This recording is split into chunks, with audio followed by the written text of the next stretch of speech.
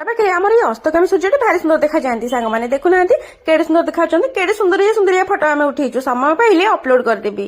ଆଉ ଏଠିକି ଆସିବାର ଆଉ ଗୋଟେ ଉଦ୍ଦେଶ୍ୟ ଆମର ଥିଲା, ଆମେ ଭାବିଥିଲୁ ଟିକେ ପାର୍ଲର ଯିବୁ ବୋଲି, ଟିକେ ସୁନ୍ଦର ହବୁ।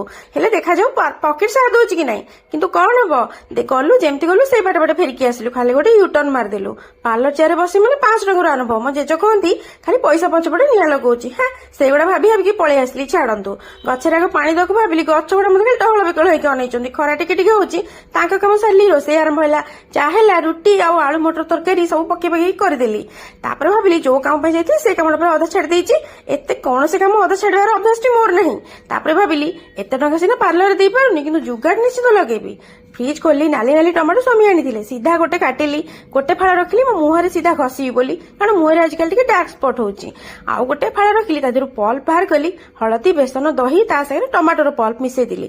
ଆଉ ହଁ, ୟା ସାଙ୍ଗରେ ରୋଜ ୱାଟର ନହେଲେ ଆଲୋଭେରା ଜେଲ ପକେଇଲେ ବି ହେଇଯିବ। ଇଏ ହେଲା ମୋର ଦେଶୀ ଚିକିତ୍ସା, ମାନେ ଗୋଟେ ବଢିଆ ମାସ୍କ ହଉଛି, ଫେସ୍ ମାସ୍କ ହେଇଗଲା ମୋର।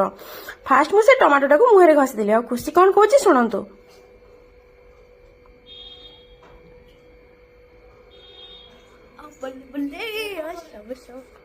ଆଉ ମୁହଁରେ ଘଷିବାର 10 ମିନିଟ୍ ରଖିଦେଇକି ମୁଁ ତାକୁ ଟିକେ ଧୋଇଦେଲି। ଆଉ ମୁହଁଟା ଟିକେ ମୋର ଫାଟା ଫାଟା ରହୁଛି, ମାନେ ସ୍କିନ୍ ଟା ଆଜିକାଲି ଟିକେ ଫାଟୁଛି, ଟିକେ ପୋଡା ପୋଡା ଲାଗିଲା। ମୁହଁ ଧୋଇଦେଲା ପରେ ଠିକ ହେଇଗଲା। ଆଉ ମୁହଁଟା ଏମିତି ମଖନ ଭଳିଆ ଦେଖାଯାଉଥିଲା। ତାପରେ ମୁଁ ସେ ଯୋଉ ଫେସ୍ ମାସ୍କ ଟା କରିଦେଲି ତାକୁ ଟିକେ ଲଗେଇଦେଲି। ଲଗେଇକି 5-10 ମିନିଟ୍ ରଖିଦେବି, ବେଶୀ ସମୟ ରଖିପାରିବିନି। ଏବେ ଟାଇମ ହେଇଥିଲା ରାତି 10:30ରୁ 11ଟା ଭିତରେ।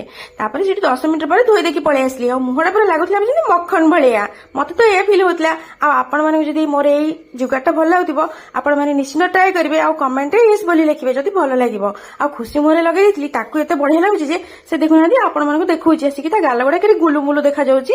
ହଁ ସତରେ ବଢିଆ ଲାଗୁଥିଲା, ସ୍କିନ୍ ଟା ପୁରା ଚିକଣିଆ ହେଇଯାଉଛି। ଆଉ ଡାର୍କ ସ୍ପଟ ବି ଏଇଥିରେ ନା କମିଯାଏ। ଆପଣମାନଙ୍କୁ ଭିଡିଓ ଭଲ ଲାଗିଲେ ଲାଇକ୍ ସେୟାର କରିବେ। ଆଉ ରହିଲି, ଜୟ ଜଗନ୍ନାଥ।